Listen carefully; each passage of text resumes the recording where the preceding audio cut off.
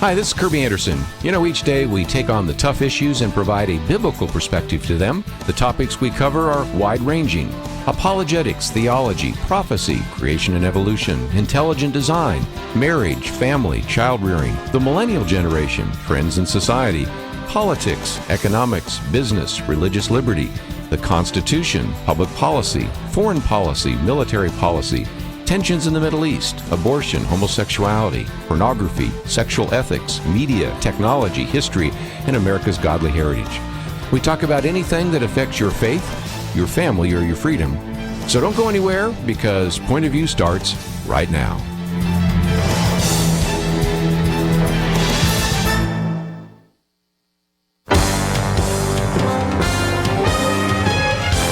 Across America, live. This is Point of View.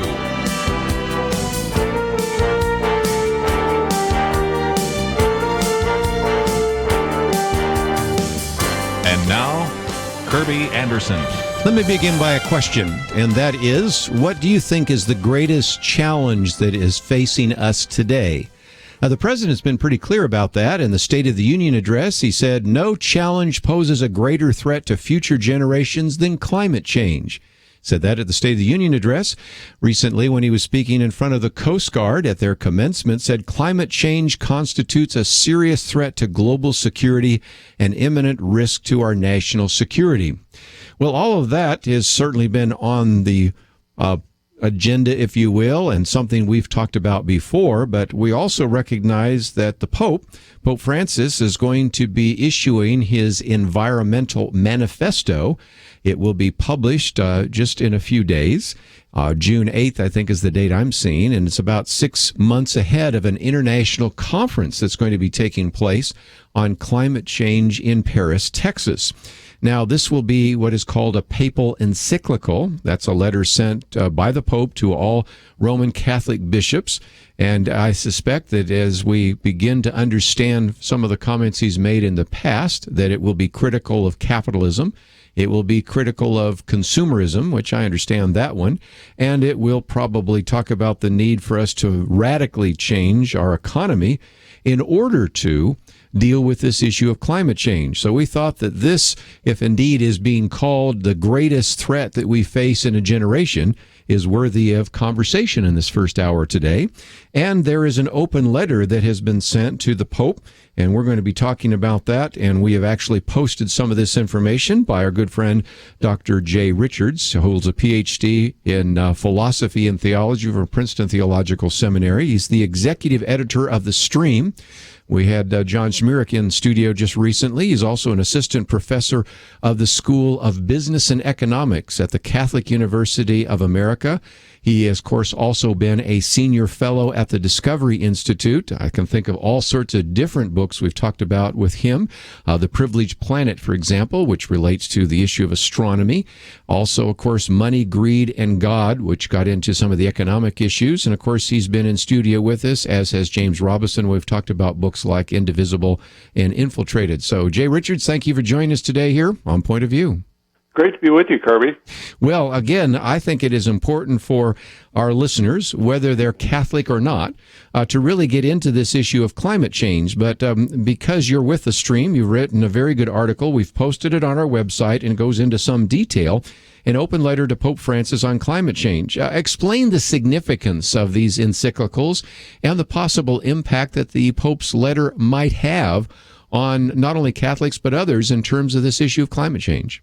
Absolutely. I mean, especially with our current Pope, Pope Francis, it's obvious that almost anything he says, whether it's in a formal setting or just something off the cuff, the media reports it. Sometimes they report it accurately, but unfortunately, very often they don't report it accurately. And people that aren't Catholics might not always understand the different kind of levels of authority with which the Pope can speak. And so many evangelicals may have heard, for instance, of the doctrine of papal infallibility and not really know quite what that is.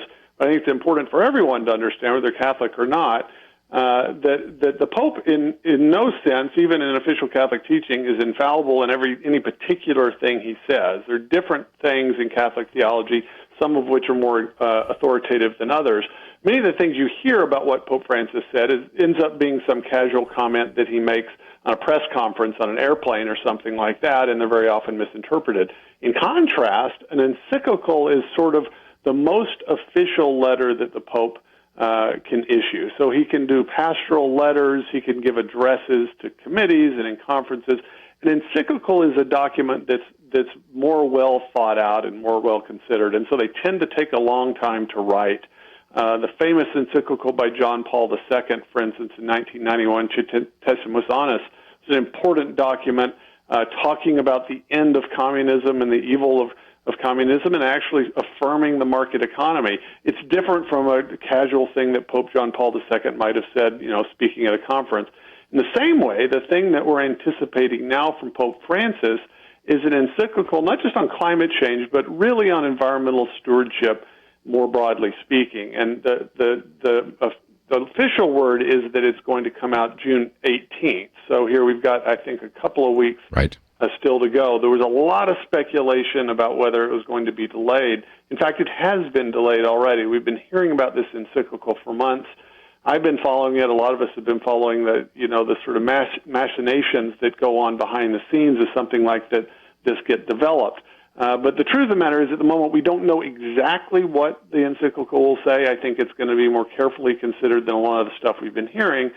But I and many of us that watch these things are a little worried about it, frankly, because of some of the things, not really so much that Pope Francis himself has said, but that some of his key advisors have said, that cardinals that presumably represent him have said at conferences and things like that. And so just kind of reading the tea leaves, I think there's a fair chance that the Pope may essentially endorse a kind of catastrophist line with respect to climate change and global warming. And that's, I think, a sort of key distinction. It's one thing if the Pope is speaking on an issue of faith and morals, which Catholics believe that the Pope can speak authoritatively on those particular questions, but the Pope doesn't have any special insight on, fluid physics or climate science or anything like that. And so we'll have to figure out, how do we tease those things out? A faithful Catholic is perfectly free to disagree with the Pope on the question of the role that CO2 plays in the climate, for instance. That's not a question of faith and morals. It's a scientific question. Well, and I think the point I want to make is that if we get into this in some detail, we certainly want to bring a lot to the table. And, of course, Jay, we've worked together, and we've actually been on trips together and spoken together and all that. You're one of the few people I know that, like me, write on science issues and economic issues. And so we, I think, can look at this at a number of different angles, but also theologically. Yep. And there is something to be said about the fact, and we're going to give in to critique in just a minute, but there's something to be said about the fact that somebody with the stature of the Pope saying that this is one of the great challenges of the 21st century, and when the president says that, they're going to say, well, see, that's why those of you that have some questions about whether it is some kind of policy that would be buying carbon credits, or whether you have a question about certain kinds of EPA regulations. After all, you're not only going against the President of the United States, but you're going against the Pope. So this is a pretty significant decision and announcement that will come just 2 weeks from today. It is, and it's especially for Catholics. I mean, because I know, for instance, that the Pope seems like he's endorsing something like, climate catastrophism, and argues that the climate is highly sensitive, for instance, to atmospheric CO2. I'm a Catholic, and so I could be publicly disagreeing with him. That's not anything that any Orthodox Catholic wants to really be in the middle of in terms of a kind of public disagreement with the Pope, though we're certainly free to do it. It's unpleasant. My worry is that whatever the Pope says, no matter how nuanced the actual encyclical is, it's clear that the media is going to use this encyclical as an opportunity to campaign and lobby for this UN treaty that's coming up here in a few months. That's what I think, unfortunately, is likely to happen, no matter how careful the encyclical itself is. Let's take a break. When we come back, we're going to get into this in a little more detail. And again, don't call in and complain, say you're anti-Catholic. I mean, we've got a Catholic commentator talking about the Pope, but we are going to talk about what about this issue of climate change, and what could be the consequences if indeed we pursue some of these policies? We'll talk about that right after this.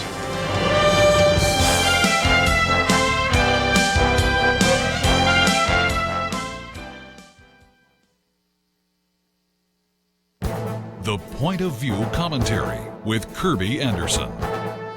You know, John Smirek was on my radio program recently, and we talked about his column with the provocative title, "If the Supreme Court imposes same-sex marriage, you could lose your church." It's a little more complicated than that, but you can't say everything in a title. He makes the point that other Christian commentators are making. The upcoming decision by the Supreme Court could have dire consequences for more than just people who refuse to photograph or cater same-sex weddings. Kelly Shackelford of the Liberty Institute warns that any tax-exempt Christian organization could be under attack. This would include Christian colleges, Christian schools, churches, and other faith-based organizations. As I mentioned in a previous commentary, Solicitor General Donald Verrilli suggested this in an oral argument before the Supreme Court. Justice Samuel Alito asked him whether Christian colleges could lose their tax-exempt status in the same way that Bob Jones lost theirs in the 1980s. Verrilli seemed taken aback by the question, but then answered, yes, I think it's certainly going to be an issue. Joe Carter, in a recent column, explains how the federal government may put Christian schools out of business. Some Christian schools could try to exist without taking any form of federal money, but most would probably not survive.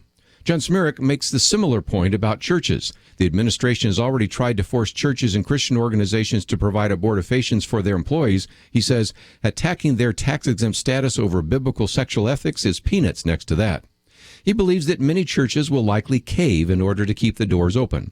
This will make it worse for churches that don't compromise. The government can point to other Catholic churches or Baptist churches that have accepted same-sex marriage to show that churches that don't are resisting the necessary changes that need to take place in the 21st century. In the end, churches may be forced to choose one of two options, cave or close. We might be surprised how many choose the former when the pressure gets too great. I'm Kerby Anderson, and that's my point of view.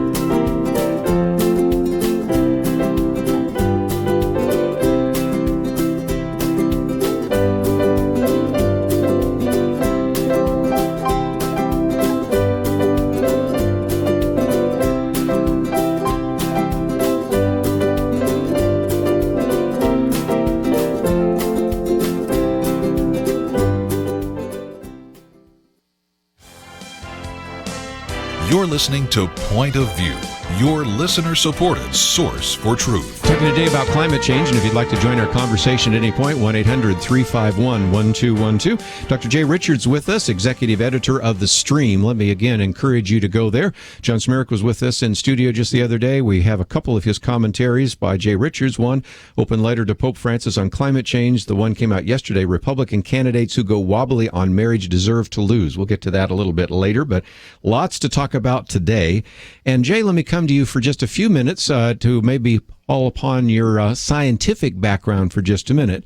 When we get into this issue of climate change, the Pope is not a scientist, and of course a lot of people making these pronouncements aren't, but even scientists who have some questions about whether or not human-caused climate change is actually taking place are completely eliminated. They're called climate change deniers, putting them in a category like Holocaust deniers.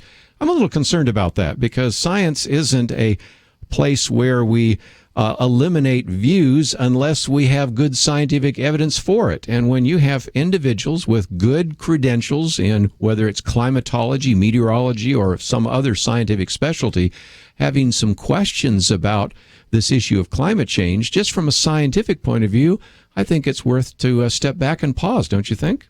Absolutely, and that's what's so troubling about this issue, Kerby. I mean, everyone thinks, well, yeah, of course, the issue of climate is complex. It involves physics, it involves meteorology, it involves all sorts of things having to do with fluid dynamics that are only kind of partially understood. One thing we know, though, 95% or more of the climate models that have been used and that are relied upon by the UN in order to give us these projections of the increased rate of warming way overestimate. On average, they double the amount of actual observed warming. In other words, over about the last 20 years, 18 to 20 years, the models have been predicting a certain increase of temperature, and overwhelmingly, they over-predict. In other words, they claim there's going to be a great deal more warming than we've actually observed. And there's not a whole lot of disagreement on that. We've got really basic observations about what the global climate's been doing over the last 20 years, and it's just not cooperating with the models. That's the scientific evidence.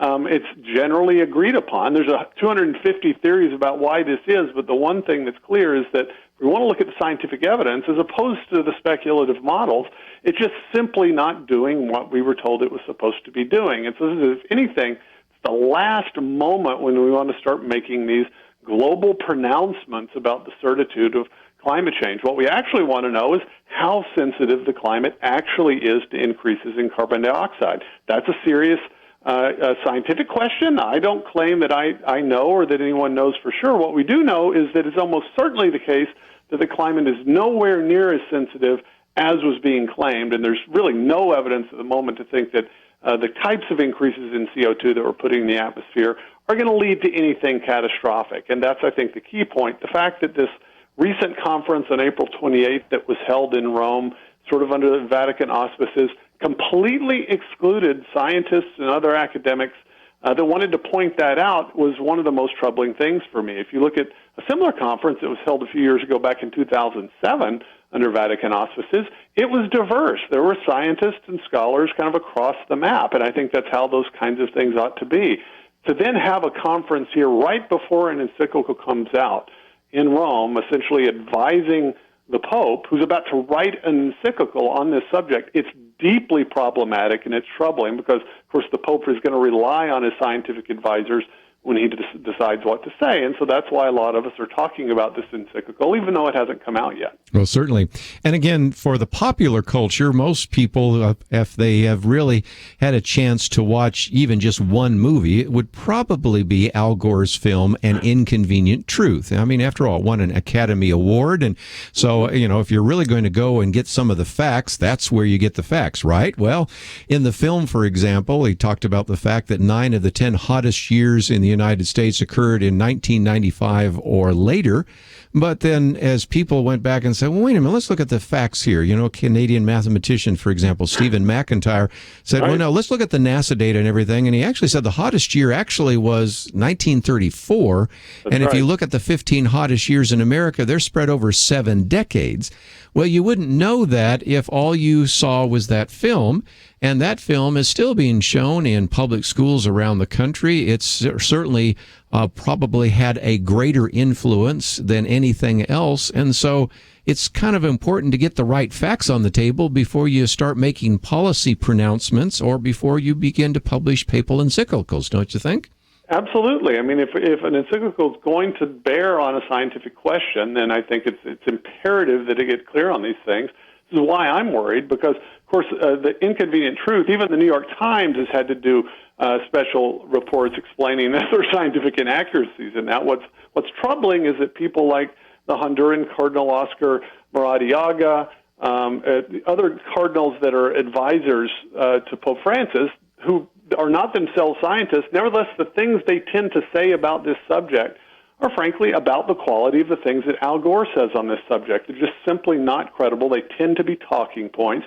They tend to demonize people who criticize their perspective, and that's what's worrisome. If we're going to have, it's great if we want to have a robust scientific debate about these things, but my fear is that essentially kind of an attempt to control this debate and control this discussion politically is what's happening, and that's my worry. Now, my hope and my faith is that that's not how the encyclical is going to turn out, but even if the encyclical is terrific, even if it's a strong defense of our role as creatures made in the image of God, called to be good stewards, terrific, I have no doubt the media is going to use it, nevertheless, as a part of a campaign to get some kind of treaty passed at this UN conference in Paris.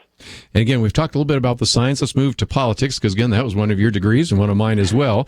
And then we'll get into economics. But the political issues are significant because, after all, there's been a push to pass some kind of treaty. Of course, the Kyoto Protocol was turned down by the Senate, but you have the idea of carbon tax or cap and trade or various things of that nature. So, again, this isn't done in a vacuum. The statements by the president, the statement that will come out by the Pope and others could have a very significant influence politically, could they not?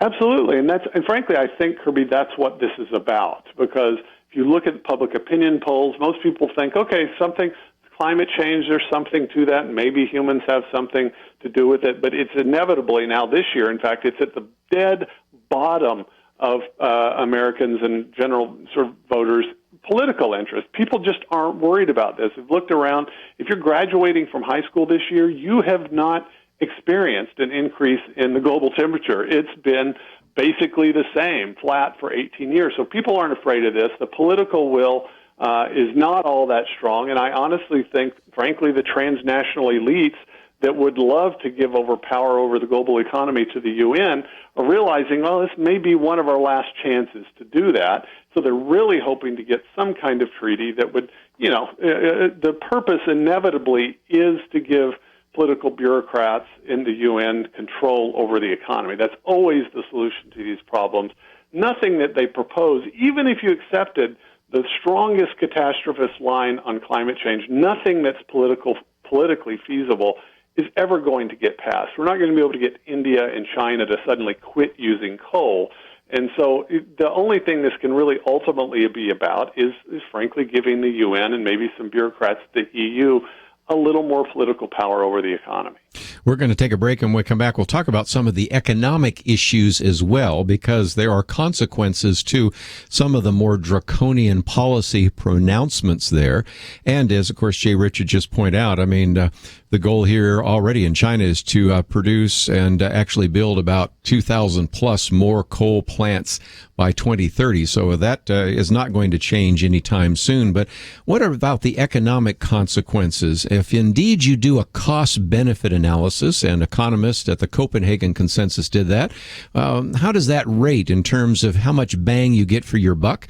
And if you would like to join our conversation today, 1-800-351-1212. We're talking about it because, number one, the president has said it is the greatest threat to future generations. It is the issue of climate change. He also has said it is a serious threat to global security and a risk to national security. And we suspect that in 2 weeks, when the encyclical comes out by the Pope, that he will say something that is similar. And this is why we wanted to give you a chance to hear some of this and to react to it. So let's open up the phones. We'll come back and talk about some of the economic consequences, because after all, that's another area of Jay Richard's expertise.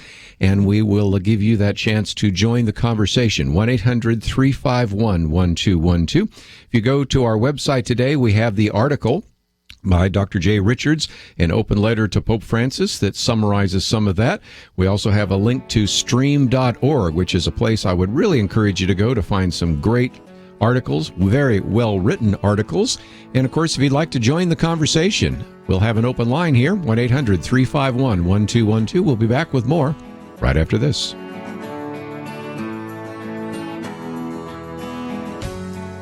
Some Christians think that legalizing so-called gay marriage is not a big deal. Well, Christians in Canada would disagree.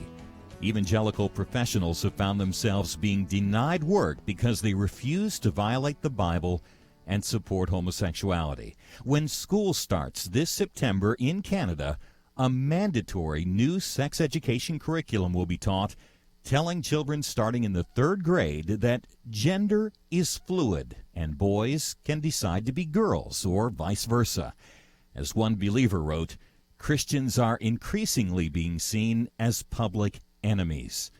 If the U.S. Supreme Court legitimizes gay marriage at the end of June, it will happen here. We need to pray. please visit pointofview.net/pray. We need to be praying constantly. We'll send you occasional reminders along with a free booklet, Pray for America, and a wrist reminder. Make sure we can count on you. Take a moment today and join with us. Pointofview.net/pray. Pointofview.net/pray. Please go today. Point of View will continue after this.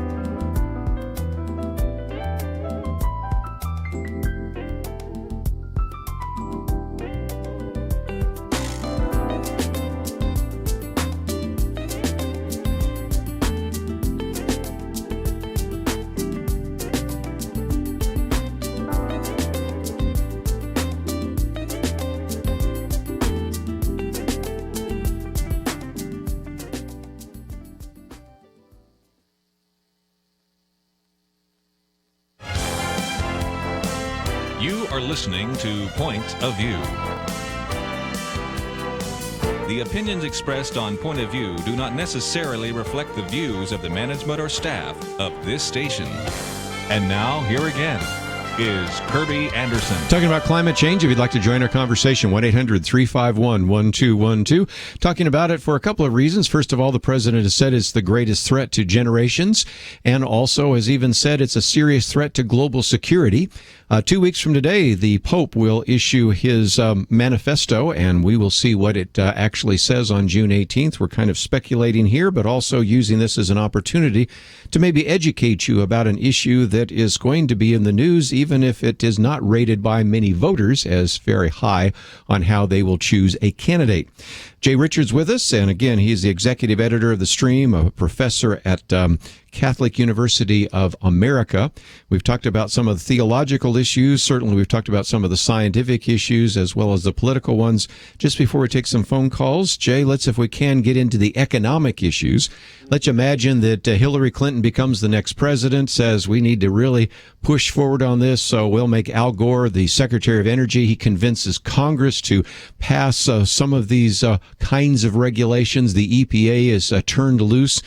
What's the impact of all of these restrictions on industry in terms of whether it would actually make much difference in terms of climate change? Kirby, it wouldn't make any difference at all. In fact, we could essentially shut down American industry, and we would still not be able to do what the intelligentsia, the UN, for instance, think actually needs to be done. The Kyoto Protocol, which is the earlier treaty that the U.S. never signed on to, that was asking for something that was essentially quite modest in comparison to essentially cut CO2 emissions by 5.2% less than emissions in 1990. So in other words, it was just an attempt to slightly decrease emissions from a time, just a few decades back. No country that signed on to the Kyoto Protocol actually complied. In fact, we came closer to it. Yes, we did. And we didn't even sign on to it. and everyone recognized that even if all the countries had signed on and had complied fully, it would have made absolutely no difference. It just simply wasn't enough of a reduction in the contributions of CO2 to the atmosphere to make any difference, even on the most basic theoretical calculations. Same thing here. We could impose carbon taxes. We could impose all sorts of carbon caps. We could have all sorts of regulations about miles per gallon that cars have to have. We might slow down our carbon dioxide emissions. We might do that anyway because of technology. That's going to do nothing ultimately globally, because we're at a moment in which very large countries like India and China in particular are at earlier stages of industrial development. Hundreds of millions of people in those countries are still living the lives of subsistence farmers and peasants and still need to get their per capita incomes up to a certain level. And so they're at a point which they honestly, most of them can't afford the kind of clean energy that we're using, things like natural gas. And so they're going to be reliant on fossil fuels, including things like coal, probably for another generation. And so essentially we would have to tell them, you're not allowed to industrialize and get anywhere near as wealthy and well-off as we are. That's not going to happen. Even if the leaders of India and China claim at the UN that they're going to do it, they're not going to do it because it makes absolutely no sense. It would be essentially a suicide pact economically for them to do that. So anything that we do here is going to be purely symbolic. Unfortunately, the effects nationally could be really bad because, of course, anything you do to increase the cost of energy is going to harm the poor most directly.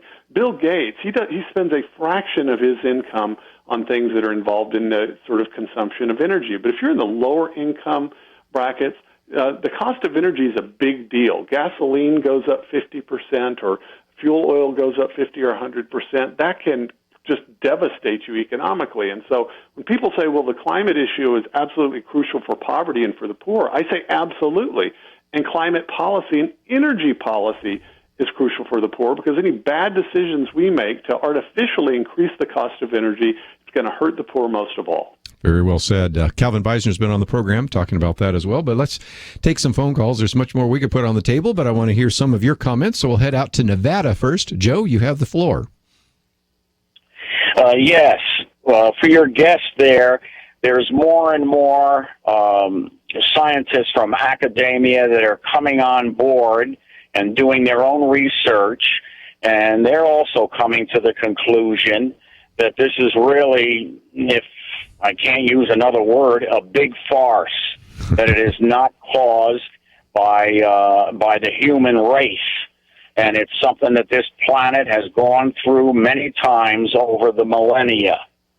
And I'm just wondering why the Pope, who's supposed to be concerned with things of Catholicism, morals, things that affect the religion, why is he, if you will, putting his nose into something like this that he has no business really, writing on and putting a paper out there on? Okay, any comments? First of all, I believe that we should apply a Christian worldview to every area of life, and that's certainly what we do on Point of View. So the Pope's free to do so, but why jump in when maybe all the facts aren't on the table? This seems to be a very good example of something where Christian theologians and the Pope himself might just want to step back and kind of wait it out. Yeah, I mean, that's the key thing, Kerby, because of course the Pope is perfectly free. In fact, he has a right and in some ways a responsibility to talk about issues of environmental stewardship. It's not like, well, there's these science issues over here and those have to do with chemistry and those don't have anything to do with ethics. Well, no, our moral decisions and our energy consumption decisions, those are moral questions. So at that level, of course, it makes sense that the Pope would speak on that. The difficulty is when he weighs in on these very narrow scientific questions in which he doesn't have any particular expertise, and so he has a right to his opinion. My worry is that he will use his moral authority and weigh in on something that's actually quite tenuous. And in fact, I think it would be mistaken for him to weigh in quite explicitly on these claims about the catastrophe that is going to befall us on climate change. And so that's the danger. It's not that he doesn't have a right to speak on this. It's that, if the Pope speaks quite explicitly on this narrow thing over which he doesn't have expertise, and it turns out he's not quite right, that's not going to improve his moral authority. I think it would actually detract from it. You mentioned just a minute ago that the richer a nation becomes, sometimes the more efficient it is. And, I'm, I guess, the oldest one around the table, and I was there at the first Earth Day. Of course, I was in high school at the time, and I remember they had this equation, I equals PAT, and the I was environmental impact was equal to population multiplied by affluence multiplied by technology. And the implication is the more affluent America would become, the more pollution we'd have. Well, it didn't turn out, and I won't bother people with all the economics, but it's called the Kuznets curve, and that is as you move from, and you just mentioned it a few minutes ago, from wood to coal to oil to natural gas, even to nuclear power, what you find is the richer a nation becomes, oftentimes the less pollution it produces. And you just talked about a minute ago that the one nation that came closest to actually hitting the Kyoto Protocol was the United States. So it seems to me that economic development is a good thing if you want to address issues like pollution, don't you think? Absolutely. And people, even without understanding the environmental Kuznets curve, we can experience this just go outside at any major city and take a big breath of air and then get on a plane and fly to Guangzhou, China, and walk outdoors, and you'll see the difference. As countries become more affluent, frankly, we're willing to spend more on things like clean air. And so that's why our best hope for countries like China and India is that they become prosperous enough that they can implement reasonable environmental and pollution regulation and actually be able to afford it. Well, again, just some very good points that we wanted to put on the discussion that seem to be missing so often. Let's head to Missouri, KCMH. Karen, what would you like to add? Well, I'd like to add that I think the reason why they say that this is the most important issue is, for them, they don't care about the economics. They are more concerned about thinking that America is arrogant, and they want to pull that down and destroy it. And I have another question for somebody who does business and economics. I heard that Disney is firing their employees and pulling in people from India to replace them at a lower wage, and that there's a lot of businesses, higher-end businesses, doing that. And I'm wondering what this gentleman's perception is on that. Sure. You can get a comment there. We'll probably have a little more to say about that tomorrow, because I think we will get into the issue of immigration and some of the visas and things of that nature. But just before we take a break, any comments, Jay? No, I don't know much about Disney Corporation in particular, but obviously Disneyland can't really outsource its labor because Disneyland is located in California and Disney World in Florida. And so it would only be immigrants, I think, that they'd be able to hire, obviously. Yeah, well, we'll get into that in just a minute. There's a special code, I think 11B or something, so they are actually insourcing them. Yeah. Well, and I will cover some of that a little bit later because, of course, there have been a number of things written about that, Ann Coulter in particular, and we'll get you some of those facts and figures, probably cover some of that tomorrow on the program. But we need to take one of those mandatory breaks. I've got a couple other comments that some of you would like to make, and if you'd like to join our conversation today talking about this issue of climate change, for a number of reasons. The president says it's important. The Pope in 2 weeks may say it's the major catastrophe facing mankind. We'll find out. But we have a chance to hear from Jay Richards and you right after this.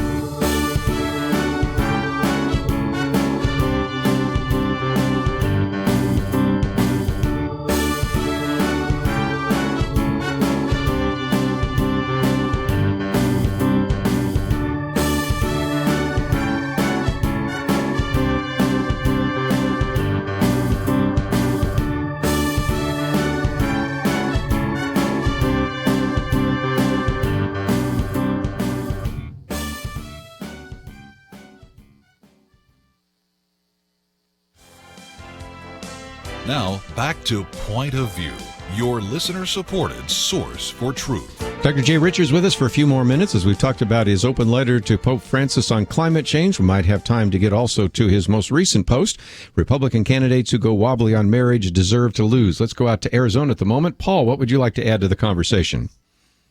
Yeah, I just wanted to say, I don't believe in this global warming either. But that being said, I believe there is a lot going on globally with weather and things that people really can't deny, But to me, it's biblical. And also, I would say that truly what's going on is the Earth's magnetic field is weakened right now and about to shift. And when it does, it will bring in a lot of the prophecies of the Lord by the angels blowing their trumpets, because the Earth will be moved out of its place.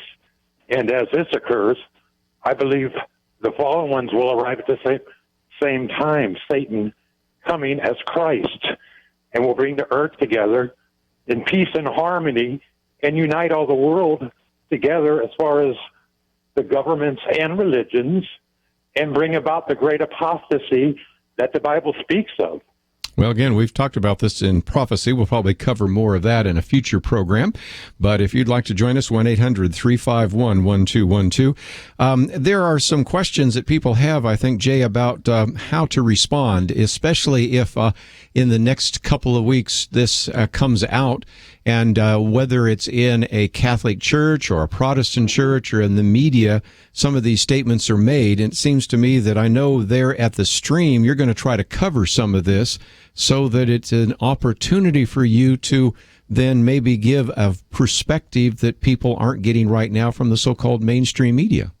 Absolutely. I mean, I can tell you, Kirby, the second this comes out, there are going to be several of us that are going to sit down and read it. I'm amazed how many stories are made and written about things the Pope says, about different documents and things that often don't even wait on translations or rely on bad translations. So honestly, we're going to read the document, and then I'm not going to try to spin it. If I think that the Pope has got something wrong, I'll say I think he's gotten something wrong.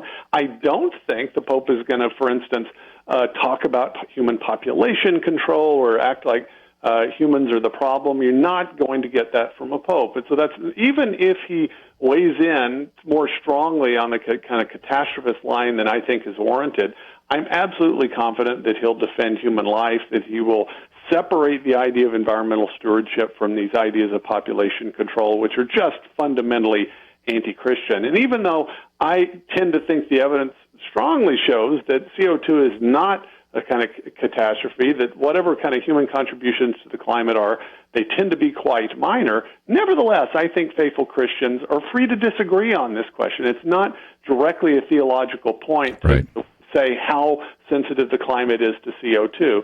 What a theological point is that humans are creatures made in the image of God. God has called us to be good stewards, but he's also created the world for us to be able to use and to benefit from. That's the key theological point that I think we all should agree on. I certainly would agree.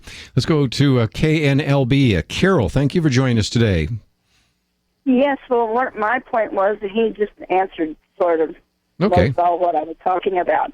Is I was wondering why the Pope, being a man of faith and, a believer in God and Christ, why he would even want to involve himself in anything like this, thinking that it's going to be a catastrophe to the world, that the CO2 is going to be overrun by us and all this. Yeah, in other words, do we still believe in the sovereignty of God? That's a good question, Jay Richards, you've had some theological classes and things like that. This idea of the sovereignty of God seems to be missing in some of this conversation. It does, but if we assume that humans have all of this in our own hands, there is a kind of presumption there. Now, I think God has created us, and God is sovereign over everything that's going to happen. At the same time, I do think he's given us freedom, and we can use that freedom badly. We can mess things up in the environment. We can pollute the atmosphere. But I think we need to sort of look at these things with a clear eye of reason and focus on the real evidence and not get carried away, I think, with these speculative scenarios and these claims of environmental disaster. I just don't think, if you look at the evidence, that there's a justification for that.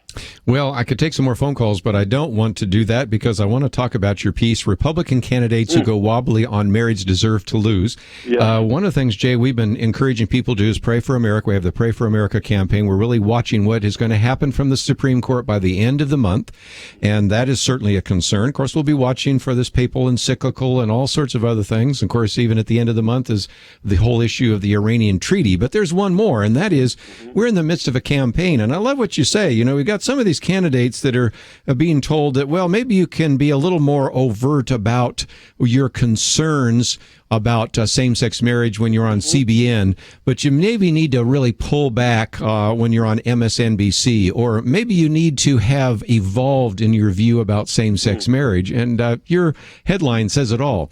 If we can't trust an individual on the issues of life and marriage, I'm not sure I want to trust him on anything else. No, absolutely. I mean, I think there's 2 points here, Kirby. The one is this, the kind of establishment Republican advisors, some of whom I know, are whispering in the ears of Republican candidates for president, telling them that, look, you're going to lose the millennials, you're going to lose a lot of votes if you come out strongly in favor of marriage. And they're looking at polls that say, according to most polls now, a majority of Americans say they support so-called same-sex marriage. The thing that I think they're not noticing is they're not thinking about the basic demographics. You don't to win the presidency, you don't have to win 100% of the population. In fact, you can't do that because issues have trade-offs. If you defend marriage strongly, you're going to turn on some voters and you're going to turn some of them off. And so the only question is, could it just purely on a kind of utilitarian calculation, are there a lot of votes that a Republican candidate could win by flip-flopping on marriage? And would those votes that he would win, would they exceed the number of votes that he would lose? I think that's the key question. And I think if you ask the question that way, it's clear that it's not true. There are probably millions of Republican voters. My wife is one of these people who is passionate about marriage and abortion and religious liberty. She believes in economic freedom. She believes in a smaller government and taxes and things like that. But those are the issues that are going to get her to the voting booth on Election Day. And so if a Republican candidate waffles on something like marriage, it's not that my wife's going to probably go vote for the challenger. She just probably won't vote. I suspect there are millions of American voters like that. And so I just think it would be deeply foolish for Republican candidates to go wobbly on this. Besides which, it also just shows a complete lack of leadership, because if anything, we should admire candidates who are willing to defend positions because they believe it's the right thing to do, even if they think the polls may be against them. And so I just think on purely prudential grounds, Republican candidates, if they already really believe in marriage and have already been defending it, ought to keep doing that, and then they'll charge up their base. They're not going to lose any votes that they would have gotten anyway, and I think there's actually a lot of reason to think that they would do worse if they flip-flopped on this question, even if a majority of Americans polled claim that they support so-called same-sex marriage.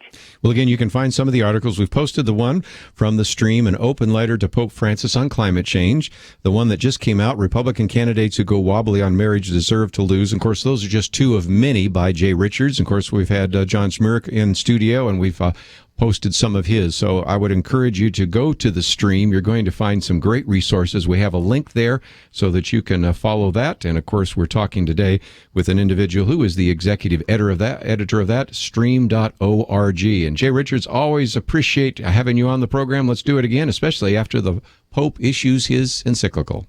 Definitely. Thanks so much, Kerby. I'm going to take a break, and when we come back, going to get into the issue of capital punishment.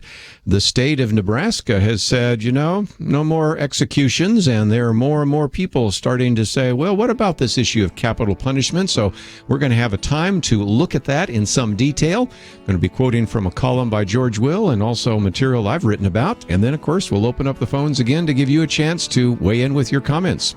All that coming up right after this.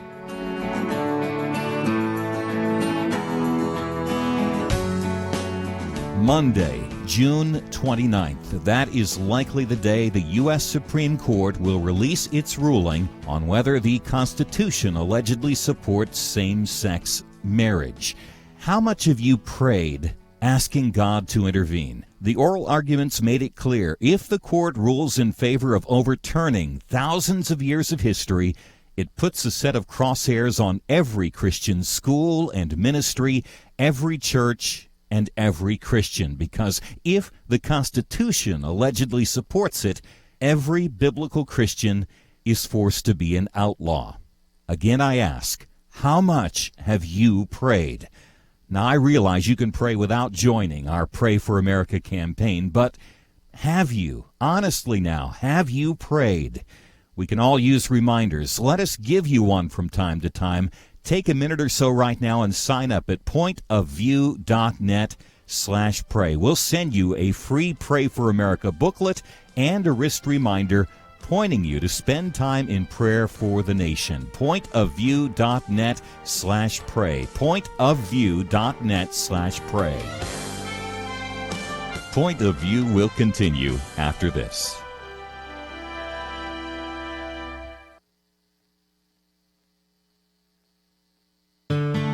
I just thank God for y'all. I listen to you every day, truly. I wanted to thank y'all for everything you do each day to inform Christian families and our community about the things we can do, and just the way you're so informative. I listen to you daily and love you guys and appreciate you so much.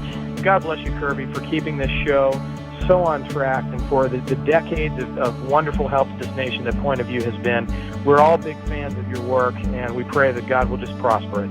As a Christian, over the years that I've followed this program, I am constantly challenged to be on guard and to evaluate what's going on. And if for no other reason, to protect the caliber and the truth of your programming, I need to participate and to back your program financially to ensure that the truth stays out there for people to hear, to view, and to be a part of.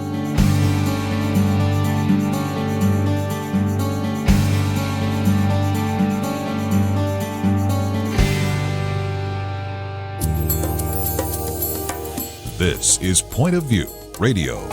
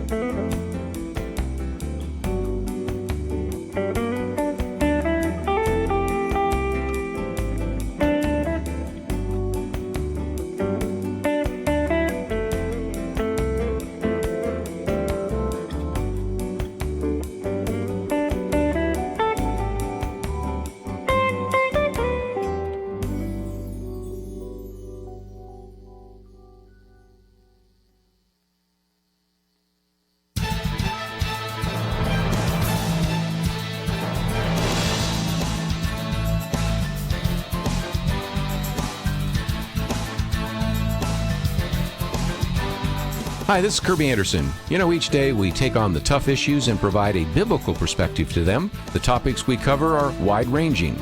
Apologetics, theology, prophecy, creation and evolution, intelligent design, marriage, family, child-rearing, the millennial generation, trends in society, politics, economics, business, religious liberty, the Constitution, public policy, foreign policy, military policy, tensions in the Middle East, abortion, homosexuality, pornography, sexual ethics, media, technology, history, and America's godly heritage. We talk about anything that affects your faith, your family, or your freedom. So don't go anywhere, because Point of View continues right now.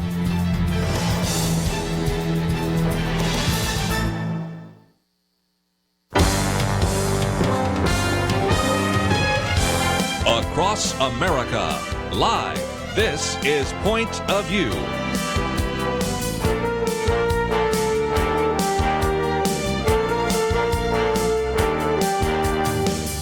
And now, Kerby Anderson. Second hour, we're going to spend some time today talking about the issue of capital punishment. We're doing so for a couple of reasons. First of all, of course, if you are in the state of Nebraska, and I know many of our listeners are, you know that just last month, the Nebraska state legislature, the only one that, by the way, has a unicameral legislature, actually voted 32-15 to abolish the death penalty in the state of Nebraska.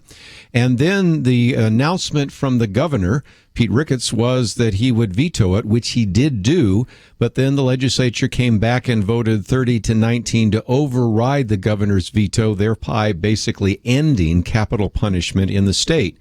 Nebraska became the 19th state now to abolish capital punishment. There were 37 individuals that have been executed in Nebraska since 1976. I'll go back to that in just a minute, because there was a time in which the Supreme Court essentially outlawed a capital punishment. And so this has been something that has been ongoing debate. And so that's one reason to talk about it. But also it stimulated a commentary by George Will, which I've posted, and it's entitled Capital Punishment, Slow Death. So what I wanted to do is kind of read through his commentary, then take some material out of my book, Christian Ethics in Plain Language, on the issue of capital punishment, crime and capital punishment, and then, of course, open up the phones to get your comments as well and to find out your thoughts about this, because oftentimes this is a very contentious issue. It's one that has political implications. It is one that certainly is tied to some biblical admonitions, so we're going to spend some time really trying to focus all of that. But George Will said that without a definitive judicial ruling or other galvanizing event, a perennial American argument is ending, and that is, he says, capital punishment is withering away. He said it's difficult to imagine moral reasoning that would support the conclusion that an injustice will be done when, years hence, the death penalty is finally administered to Drozhan Sharnoff, who is the Boston Marathon terrorist who placed a bomb in a crowd and then strolled to safety. Sentencing to death those who commit heinous crimes satisfies a sense of moral proportionality. This is, however, purchased with disproportionate social costs, as Nebraska seems to be concluding. George Will says Nebraska is not a nest of liberals. That's true. Yet he said, and this was written a few weeks ago, on Wednesday, its 49-member unicameral legislature passed a bill abolishing the death penalty. Talks about the fact that the governor vowed to veto it, which he did, as I just pointed out, and it was then overwritten. George Will goes on to say, this comes at a time when nationwide exonerations of condemned prisoners and botched executions are dismayingly frequent. Nebraska's death penalty opponents, including a majority of Nebraskans, say it is expensive without demonstrably enhancing public safety or being a solace to families of murder victims. Some Nebraska families have testified that the extended legal processes surrounding the death penalty prolong their suffering. That sentiment is shared by Bill and Denise Richard, whose 8-year-old son was killed by Sharnoff there in that Boston Marathon. So, George Will said last month that the Supreme Court heard oral arguments about whether one component of a 3-drug mixture used in lethal injection executions and recently used in some grotesquely protected ones is unreliable in preventing suffering that violates the Eighth Amendment prescription of cruel and unusual punishments. States use the drug in question because more effective drugs are hard to acquire. partly because death penalty opponents are pressuring drug companies not to supply them. That's a key point because there have been a couple of arguments against capital punishment. One, he've already sort of alluded to, those individuals that we executed and then came to some conclusion, not always a firm conclusion, but at least some question as to whether or not they actually caught and executed the right person. But then, of course, the other issue of the fact that various kinds of drugs that might be available for a more effective execution are being pressured by various drug penalty opponents not to be produced or to be supplied. Anyway, let's continue on. George Will goes on to say, for this, Justice Antonin Scalia blamed the death penalty abolitionist movement. Justice Samuel Alito asked, is it appropriate for the judiciary to countenance what amounts to a guerrilla war against death penalty, which consists of efforts to make it impossible for the states to obtain drugs that could be used to carry out capital punishment with little, if any, pain? Justice Anthony Kennedy wondered what bearing, if any, should be put on the fact that there is a method, but it's not available because of opposition to the death penalty. What relevance does that have? This is another reason I wanted to put it on the table. The Supreme Court is looking at the issue of the death penalty, but primarily in a sort of a narrow area there as well. Then George Will goes on to say the answers are public agitation against capital punishment is not relevant to judicial reasoning, and it's not the judiciary's business to worry that a ruling might seem to countenance this or that social advocacy. He then goes on to say that the conservative case against capital punishment, which 32 states have, is threefold. First, the power to inflict death cloaks government with a majesty and pretense of infallibility discordant with conservatism. Second, when capital punishment is inflicted, it cannot later be corrected because of new evidence, so a capital punishment regime must be administered with extraordinary competence, but it is, however, a government program. He says since 1973, more than 150 people sentenced to death have been acquitted of their crimes, sometimes by DNA evidence, had the charges against them dismissed by prosecutors, or been pardoned based on evidence of innocence. For an uninspiring immersion in the workings of government machinery of death, read Just Mercy by Brian Stevenson, Executive Director and founder of Equal Justice Initiative. And he says, third, administration of death sentences is so sporadic and protracted that their power to deter is attenuated, and the expensive, because labyrinthine local protocols which the judiciary have actually enveloped capital punishment are here to stay. Granted, capital punishment could deter. If overdue library books were punishable by death, none would be overdue. But many crimes for which death is deserving, including Sarnoff's death, a crime of ideological premeditation, are especially difficult to deter. I've jokingly said sometimes that the liberal argument against capital punishment is that the government should not ever be allowed to take a life, and maybe secondarily also that the government sometimes makes a mistake. But the conservative argument, which is growing, is that the death penalty is a government program. And since government programs almost always fail and make mistakes, whether we should put that in the hands of those individuals who actually administer it is a big question. And I think maybe explains what's happening in Nebraska. As he said just a minute ago, not exactly a nest of liberals in Nebraska or in some of these other states. No one's terribly surprised that in, say, the Commonwealth of Massachusetts, death penalty has been outlawed. But you are now starting to see states which you would consider to be relatively conservative also asking questions as well.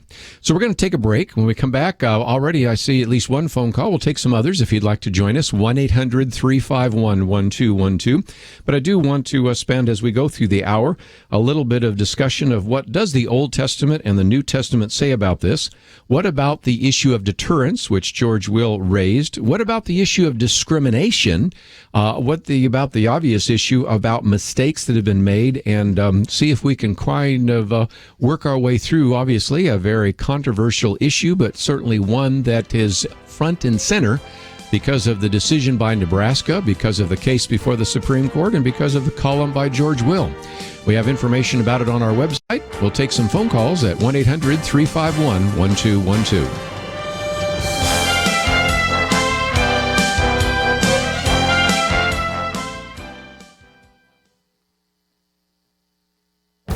The Point of View Commentary with Kerby Anderson. You know, John Smirek was on my radio program recently, and we talked about his column with the provocative title, "If the Supreme Court imposes same-sex marriage, you could lose your church." It's a little more complicated than that, but you can't say everything in a title. He makes the point that other Christian commentators are making. The upcoming decision by the Supreme Court could have dire consequences for more than just people who refuse to photograph or cater same-sex weddings. Kelly Shackelford of the Liberty Institute warns that any tax-exempt Christian organization could be under attack. This would include Christian colleges, Christian schools, churches, and other faith-based organizations. As I mentioned in a previous commentary, Solicitor General Donald Verrilli suggested this in an oral argument before the Supreme Court. Justice Samuel Alito asked him whether Christian colleges could lose their tax-exempt status in the same way that Bob Jones lost theirs in the 1980s. Verrilli seemed taken aback by the question, but then answered, yes, I think it's certainly going to be an issue. Joe Carter, in a recent column, explains how the federal government may put Christian schools out of business. Some Christian schools could try to exist without taking any form of federal money, but most would probably not survive. John Smirek makes the similar point about churches. The administration has already tried to force churches and Christian organizations to provide abortifacients for their employees. He says attacking their tax-exempt status over biblical sexual ethics is peanuts next to that. He believes that many churches will likely cave in order to keep the doors open. This will make it worse for churches that don't compromise. The government can point to other Catholic churches or Baptist churches that have accepted same-sex marriage to show that churches that don't are resisting the necessary changes that need to take place in the 21st century. In the end, churches may be forced to choose one of two options, cave or close. We might be surprised how many choose the former when the pressure gets too great. I'm Kerby Anderson, and that's my point of view.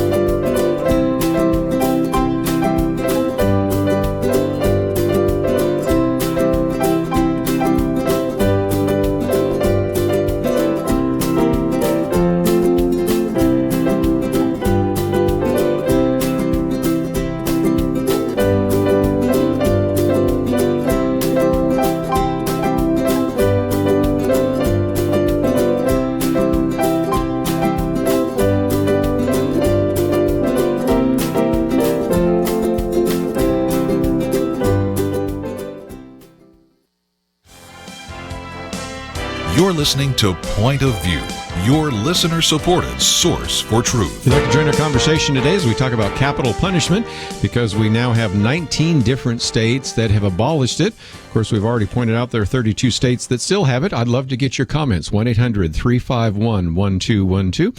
Let's go out to California first, KYCC. Abby, thank you for joining our conversation today. Hi, good afternoon. Yes, what would you like to share? Well, I think that, I was comparing capital punishment to corporal punishment in the schools, and, when they did away with being able to slap a child or spank a child, then the bad kids said, oh, she can't lay a hand on me, or he can't lay a hand on me. And so it's, for the bad people, if you do away with it, it's not a deterrent to crime. Sure. And deterrence is a slippery one, but let me take that on for just a minute, because there's some that will say, well, it doesn't deter crimes of passion, momentary acts of irrational anger. I understand that. But at the same time, it is a deterrent for those who are premeditated. I remember when my father ran for the California Assembly back in the 60s, and that was a very controversial issue back then. Of course, since then, California's already made its decision. And one of the lines he used to use was, well, it deters me. And the point I'm making is that, okay, we'll be the first to admit that it isn't much of a deterrence, especially now, given the fact that you don't see a cause and effect. That is, an individual, because of all sorts of legal protocols, all sorts of appeals and things like that. Even yesterday in the state of Texas, they executed an individual that committed a crime decades ago.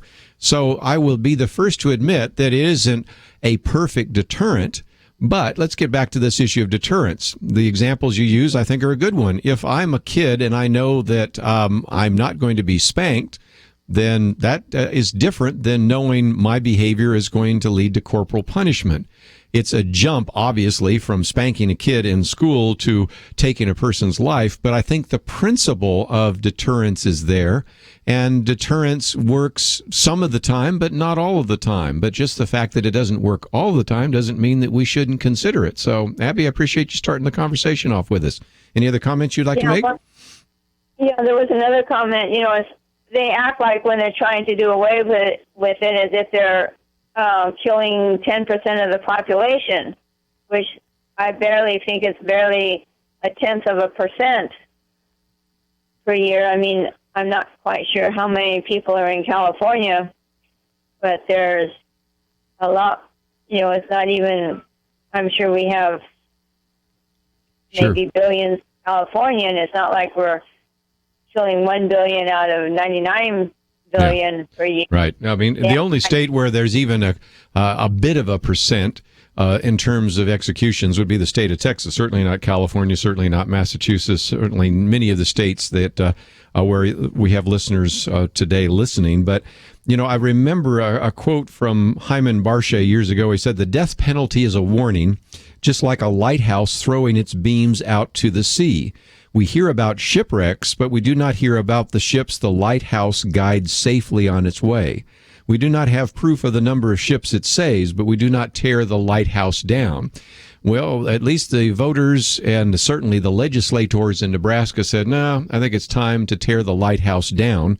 And sometimes the arguments on deterrence are, well, the crime rate is going down.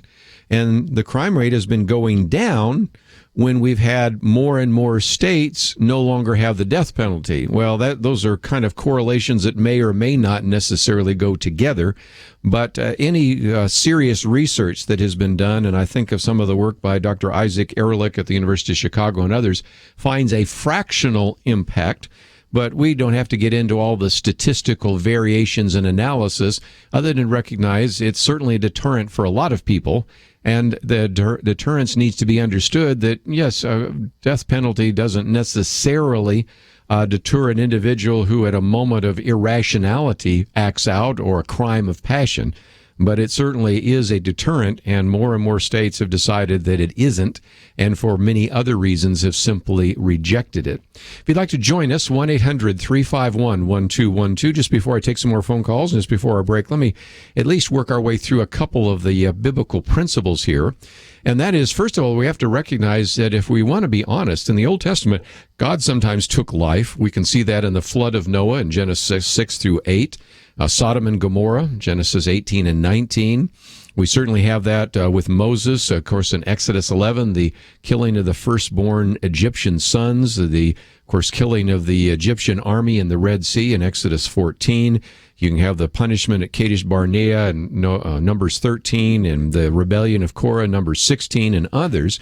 But do we have any principles in the Old Testament that say capital punishment is allowed? And I think the key verse would be in Genesis 9:6. After the flood, we see that God says, "Whoever sheds man's blood by man, his blood shall be shed, for the image of God he made man."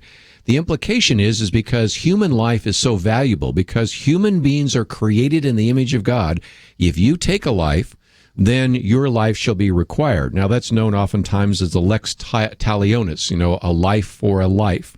And so capital punishment was implemented even before we have the Old Testament theocracy. Certainly we can see some very clear examples of the Old Testament theocracy implementing that. But of course, we live in the New Testament age. This is where you have kind of a division amongst Christians, because some Christians will simply say, well, the Old Testament allowed for capital punishment, but now we live in the church age, and Jesus in the Sermon on the Mount told us basically to love our enemies. We're told to turn the other cheek. And so as a result, we don't really have an opportunity anymore to implement capital punishment.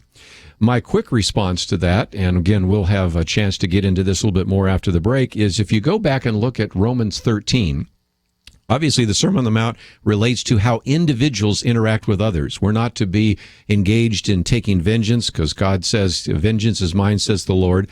But in Romans 13, it says what government should do. And it's very clear there that it teaches, first of all, that human government is ordained by God, that it's a civil magistrate and it's a minister of God. It says that we are to obey government as well. And here it's interesting because he says, is his description in Romans 13, that government does not bear the sword in vain. I won't go into all this, but the Greek word for sword was the sword that was used for execution. And so here, Paul uses the emblem of the Roman sword to reinforce, I believe, the issue of capital punishment. So we don't really see that the New Testament abolishes the death penalty. If anything, I think it reinforces that. Now, I'll be well aware of the fact that I have some friends, Anabaptist friends that are Amish, Mennonite, whatever, that or even some of my Quaker friends that say, well, no, I disagree with that. So I recognize that not every Christian accepts that. But I think you can see a pretty clear line between the Old Testament and the New Testament from a biblical point of view, a real opportunity to understand that God gives uniquely and only to government the use of the sword. But when we come back, we want to get into some of those issues of, well, what about discrimination? What about mistakes? Those are all important questions, and those are some of the reasons why some states have decided to abolish capital punishment. So again, we'll give you that chance to join our conversation, 1-800-351-1212. And this last half hour, you can make some comments, and I'll try to address some of those issues of deterrence, discrimination, some of the other objections, especially some of the mistakes that have been made, and we'll see how that begins to play itself out. If you'd like to know a little bit more, we have posted some material today on our website, pointofview.net. Click the See More button, and you will see that under the article Slow Death for Capital Punishment, we've got a very good article, the one that I just quoted from in almost its entirety, left out the last few paragraphs, by George Will. And so if you'd like to read that, that certainly is appropriate. For those of you that live in the state of Nebraska, or maybe in other states that have abolished capital punishment, love to get some of your comments there as well. All this information available at our website, pointofview.net. It's an important issue. We thought it would be appropriate to cover it for at least an hour, and that's why we're doing so. No issue is off the table here on Point of View, and because of some of the actions being taken right now, first by the Nebraska legislature, the case before the Supreme Court, and the column by George Will, seemed like a good time to cover that. So again, if you'd like to join the conversation, 1-800-351-1212. If you'd like to find out a little bit more about our previous interview that we did with Dr. Jay Richards on the issue of climate change and the announcement that will come from the Pope in about a few weeks, we certainly encourage you to visit the website pointofview.net and find some of that material as well. Let's come back and we'll take some more phone calls and get into some of the issues of deterrence, discrimination, and other objections to capital punishment. And of course, we'll take your phone calls. 1-800-351-1212. We'll be back right after this.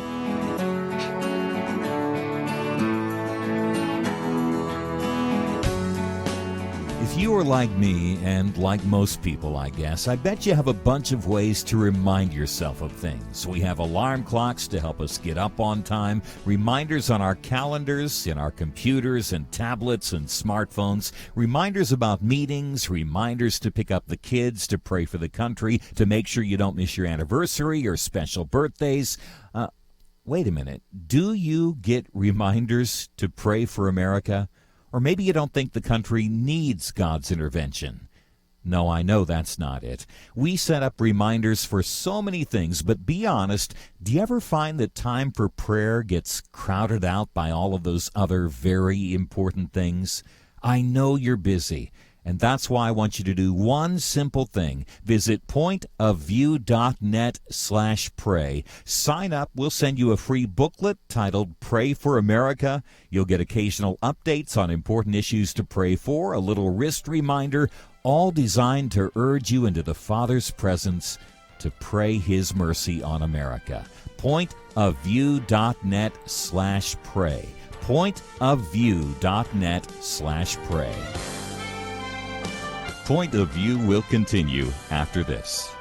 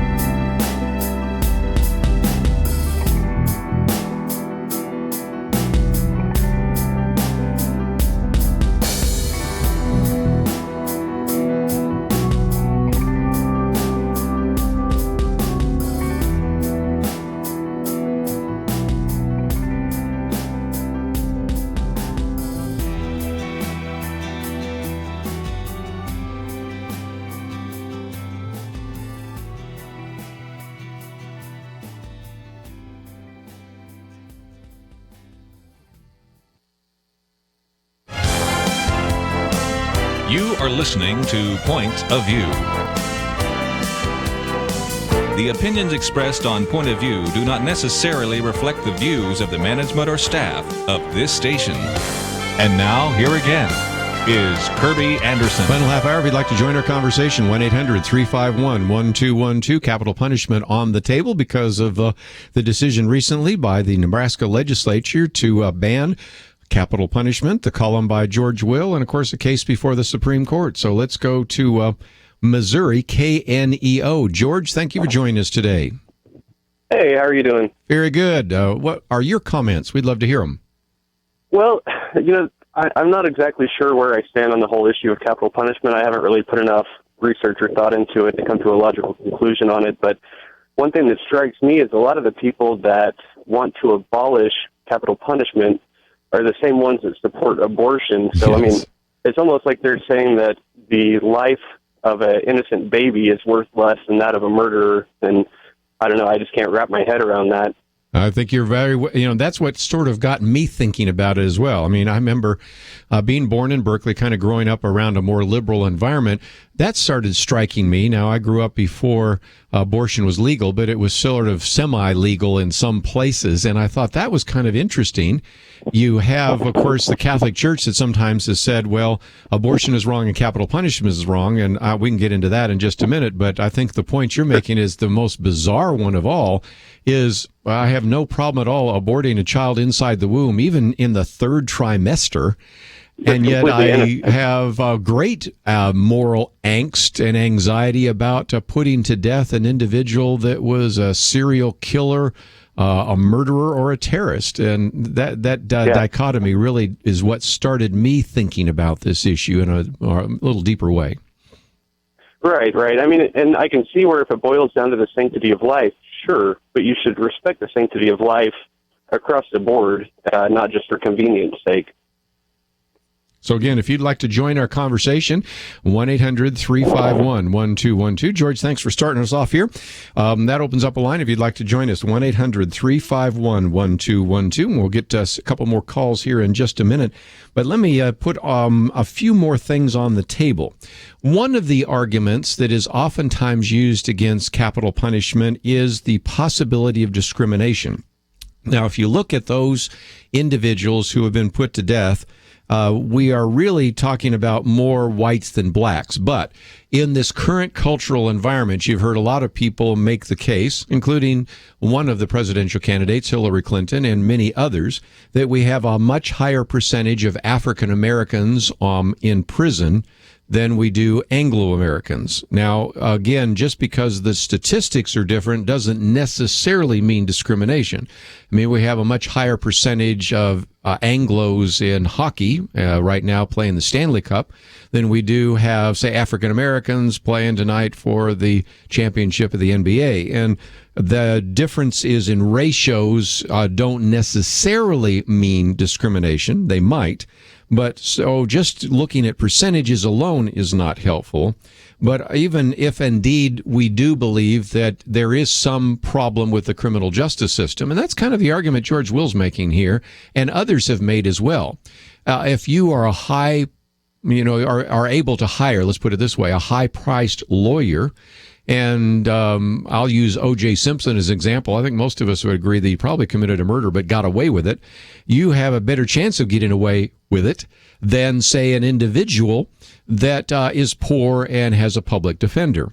So while that might be an argument for the careful application of capital punishment, and it might be an argument for the very significant need to revamp the criminal justice system, it isn't at its basis, I think, an argument against capital punishment. But it is, I think, a very powerful argument for what we need to address in the criminal justice system. And that's why in my latest book, Christian Ethics in Plain Language, which is used on a lot of college campuses, I put the issue of capital punishment in the same chapter as the question of how Christians are to think about crime, because I think we do have a problem there. But back to the example that George Will used, which I thought was a good one, Dzhokhar Sharnov. Here is an individual that is a terrorist, killed people in the Boston Marathon, placed a bomb in the crowd, has essentially admitted to that. We have videotape evidence of him doing so. And I think most of us would say in those situations, we would certainly believe that capital punishment would be appropriate in terms of what you might call moral proportionality. So let me put that one on the table and then come back and take some more phone calls. We'll go to Susan in Arizona. What would you like to do and join us on in terms of some of the discussion? Good morning. My point of view on this is that a lot of the prisons are becoming privatized. And as they become privatized, they really aren't under the jurisdiction of the government anymore. And it becomes a financial greed issue as well, because the private people that own the prisons are obviously making money while the people are in there. The more the merrier. So I don't know. Again, here we have a gray line. Well, let me put some more on the table here, and that is the best estimates I can get, and I could be wrong on this, but as far as I've been able to discern, it actually cost us more as taxpayers to actually try to put people through all the appeals to eventually end up in the death penalty. And so some people are saying it's just more expensive, it's more difficult, it ties up the courts. But again, the economic issue. And of course, anybody that's in the prisons and stays in the prisons will cost the taxpayers, but there are people on the other side that might be beneficiaries of that. So that's another kind of economic issue that is maybe tangential, but still relevant to this whole issue of capital punishment. So I think it's important that you brought that up. So thanks for calling in today. You're welcome. Let's put a few more ideas and comments on the table. So we'll go out to Texas, KJRT. Alana, thank you for joining us today. Yes, I wanted to make a comment about two different things, about the death penalty as well as abortion. The first one, whatever happened to an eye for an eye? I mean, it's in the Bible, and I do believe that there are murderers that need to be put to death. Say they kill a little girl, a pedophile kills a little girl, and they get a 20-year sentence, and they're out, and they're doing it again. That's insane. I think if somebody is a mass murderer, they should be put to death. I think somebody that is a serial killer should be put to death. Now, there's cues of murder that sometimes they say it was manslaughter, or they put all these names on it, but it's still murder. Right. They're still taking a life. And again, that life for life is called the lex talionis, and a lot of people see that as brutal. It actually was an attempt to try to have a normalized system. The Code of Hammurabi and, of course, the Old Testament Law Code were to prevent the overreaction. I've always argued, for example, against capital punishment for rapists and things like that, because if you've raped a woman and you're going to be put to death, well, I think it gives you an encouragement to kill that woman as well. So the idea was life for life, a burn for burn, wound for wound. You can read that in Exodus. But go ahead. Absolutely. And I think our court systems are so liberal that they have gotten to the point where they just discount anything that's biblical. We are living in a culture where our Judeo-Christian values are null and void because we've allowed liberals to take over and make the laws. My other point is that abortion could be done away with if everyone would write their senator and their congressman and demand that they sign on to the life at conception bill that will make Roe versus Wade null and void. And they said that. The Supreme Court said that if you can prove when life begins, then the Roe versus Wade is null and void. And why isn't there more promotion of this? All these congressmen and senators get elected and say they're pro-life. Well, let's put their feet to the fire and make them own up to that and vote for that bill, and we won't have to be worrying about abortion. How about we do that as an action alert in the future? How about we do that as an action alert in the future? Maybe that's something we can encourage people to do. So, they tried that in the immediately 1980s because, again, the argument, and I'll help her with the argument there, in the decision of Roe versus Wade is we do not know when life begins. And that was one of the statements in Roe versus Wade. Well, the argument was made during the 1980s by the Republican-controlled Senate that we now have evidence in embryology and fetology and with all sorts of other things, advances in sonograms and the rest, that life does begin at conception, and that could be used as a justification to force the court to go back and reconsider that. I'm not sure this court in its current complexion would do so, but I'm open to putting that out as an action alert, and we'll see if we can get to it. Let me take a break because I'm right up against the clock here, and I apologize right now. I can see we have more people that want to speak to this issue than we'll have time, but we'll try to do a quick opportunity after the break to give as many of you a chance to make some comments. And if you don't get in today, I'll tell you what, we'll open it up tomorrow. We'll have our weekend edition with Penna Dexter and Kelly Shackelford. You can express your opinion there if you don't get through. We'll be right back.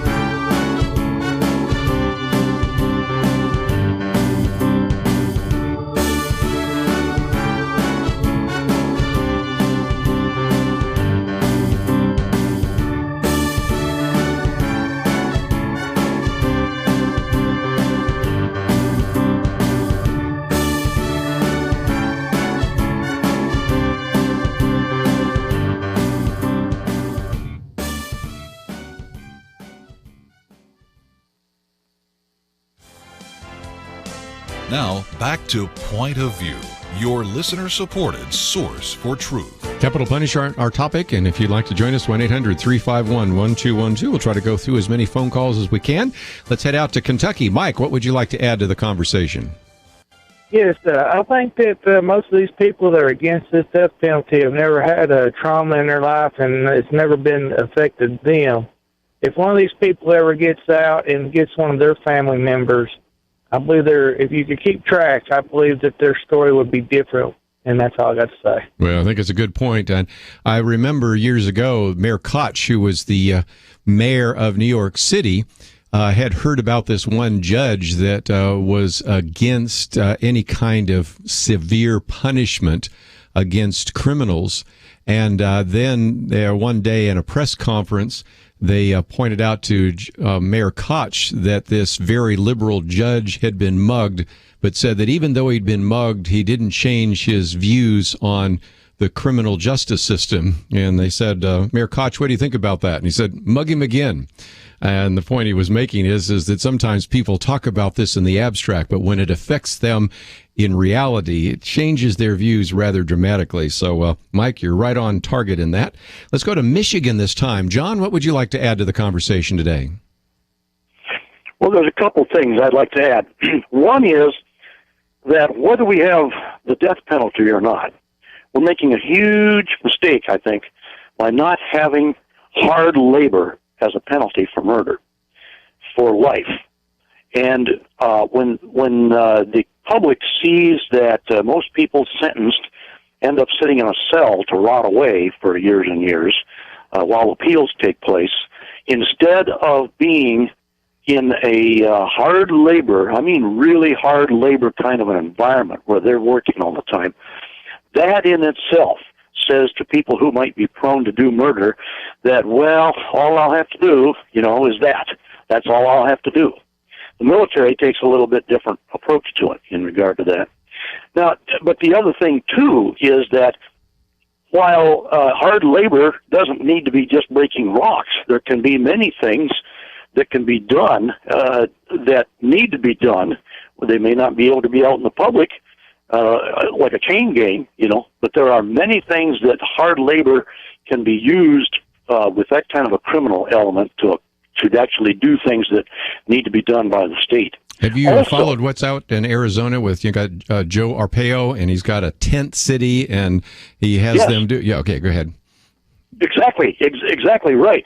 And when the public knows that's going to be the penalty for this kind of a crime, a capital crime, then I think that's a deterrent. It's absolutely a deterrent. Now, here's another thing, though, too, that is that we have for several generations now pretty much exclusively taught in our government education system the theory of evolution, which minimizes the human person to being just a physical being. And when we do that, we take away from the reality that the spirit of the person is going to go on, the spirit that needs redemption. And also, when God looked at this a long time ago and said, I want you to take someone's life because they have taken someone else's life and their blood is on their hands, God was looking at the reality that if you make a mistake and you execute someone, I'll take care of that when they get on this side. Okay? If they were innocent and they're repentant before me, their eternal life, which is going to be a long time, is going to be in my hands, and you're not responsible for that. But when the world looks at the human person as being nothing more than an evolved animal, then the world gets this out of balance idea of compassion, which says, oh, this is all there is. This is the only thing we've got for this person, and if we kill them, we really, really have screwed up. And that is something that we must change. That's why I advocate that we do away with government education and privatize all. Well, you got a lot there, and I will maybe follow up on some of that in the future, but just to give a few more people a chance to join our conversation, let's head out to California this time. And Thomas, I think you would like to add a few comments before we run out of time, so go for it. Yeah, when I was a little boy, and me and some neighbor kids decided to break out one window on a house. Then, before we knew it, we broke them all out. A teenage neighbor girl caught us, and she told me to go home. I come tripping through the back door. My mom goes, how's your day, sweetheart? And I go, fine. She goes, well, what about the home on the next block that you broke? I go, and my dad took me by the nape of the neck into his bedroom, made me pull down my pants, paddled my butt. And if parents disciplined their kids, we wouldn't have people on death row. Well, and the other part of that is not only discipline, but restitution. There's kind of a biblical concept there, and we haven't really had a chance to get into some of that in terms of the criminal justice system, because I do believe that biblical principles of restitution are important. And frankly, I think that some of the nonviolent offenders should be paying back in the public arena the various crimes that they've committed, and that's something else that has been talked about by Prison Fellowship. So certainly justice, deterrence, certainly restitution, some very important issues. Just about out of time. Let me see if I can slip in one more. We'll go to Georgia. Richard, what would you like to add to our conversation today? Hey, first off, I just want to say I love your show, and the last two callers, I think they were spot on. But my particular comment is that I think it would be cheaper and a lot less hectic, less problem filled. You know, there wouldn't be so many errors if we used the good old fashioned firing squad, or even in Saddam Hussein's case, we had a hanging, and it didn't take 20 years or even 5. Yeah. You didn't have 1,000 appeals. Unfortunately, I can't hear you very well, but for those that didn't hear that, that cell phone call was a little hard, but he was talking about, again, a firing squad or hanging, which brings me to something else which I didn't read because we ran out of time. George Will also talked about this idea, and actually it was a hanging in Missouri. Lincoln, remember the hangings that took place there, and of course the public executions, and that's another whole issue, that this takes place outside of the viewpoint of various Americans. And if we're really concerned about these drugs that are not as effective and some people are prolonging, there are other ways to execute an individual if indeed we believe that. And of course, we can leave for another day the whole question about whether or not there's any value in a public execution, which is something that used to happen in America. Those are all issues that we can maybe address in the future, but I did want to spend an hour today talking about this issue of capital punishment. And if you'd like to read a little bit more, we've posted George Will's column, because we are seeing that fewer and fewer states are willing to have the death penalty, Nebraska being the latest to actually decide to no longer allow capital punishment to take place, and it now has become the 19th state to do so. Of course, we've already pointed out that there are 32 states that apparently still have it, and so we will get into that, and I think that 32 might actually be 31 since now Nebraska's moved the other direction. So you can kind of see where the direction is going, and as I've said before, sometimes liberals are against it because of possible errors or belief that the government should not be allowed to take a life. Conservatives are oftentimes against it because, after all, a government program, and mistakes have been made. That's all we have for today. I hope that you appreciate the conversation that we've had. I want to thank Doug and Catherine and Abby and those who have been involved behind the scenes. Chris, thank you for your help as well.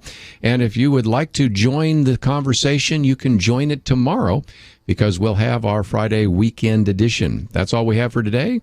We look forward to joining with you tomorrow right here on Point of View. We'll see you then.